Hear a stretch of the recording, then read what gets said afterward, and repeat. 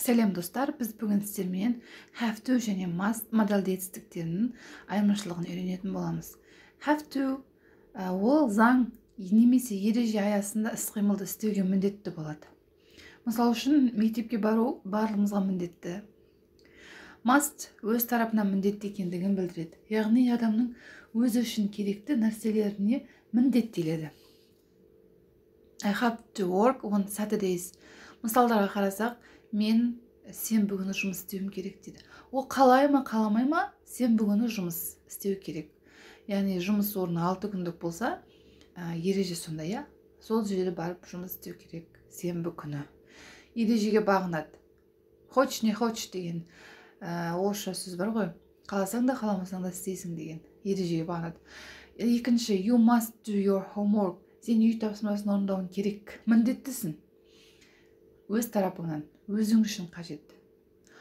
Орындамасаң не қаласың деген сияқты. Ситуацияға байланысты, бірақ өзі міндетіңе жатады. Ал енді болымсыз түрін қарайтын болсақ, мазмұн қазақшасы тыйым салынады, оған істеуге болмайды. Мысалы үшін газондарды басуға болмайды ғой қалада. Мына жерде мысалда you mustn't talk to each other during the examination dedi. Сендер бір-бірлеріңмен сөйлеспеулерің керек, экзамен үстінде. Емтихан болып жатқан кезде бір-бірлеріңмен сөйлеспеулерің керек. Тыйым салынады бір-бірлеріңмен сөйлесуге. Емтихан кезінде ешкімге сөйлемеу керек. Бұл не? Тыйым салыну, mustn't. Ал don't have to немесе doesn't have to, яғни міндетті емес. Мысалы үшін жаңа have to дегеніміз міндетті болды ғой ережеге сәйкес, заңға сәйкес. Ал дәл бұл жерде сол заңға, ережеге сәйкес міндетті емес. Мысалы үшін I don't have to be at the meeting. Мен кездесуге бармай қойсам да болады, заң жүзінде. Мысалы үшін қатты маңызды емес кездесулер болады ғой, соларға бару не обязательно, бірақ мен барсам ба деп тұрмын дейді. But I think I'll go anyway. Сонда да барсам ба деп тұрмын дейді. Көрдіңіздер ме?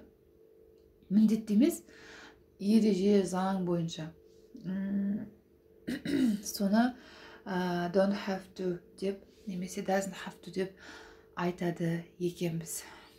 Жалпы осы достар, have to мен must'тың айырмашылығы сол ғана. Have to ол ереже мен заңға бағынса, must адам өз тарапынан істеуге міндетті іс-әрекеттер. Менің оқыған ұзады YouTube каналыма жазыла кетіңіздер. Шын мәнінде де оқыған адам, білім алған адам әрқашанда бірінші жүреді, жоғары жүреді.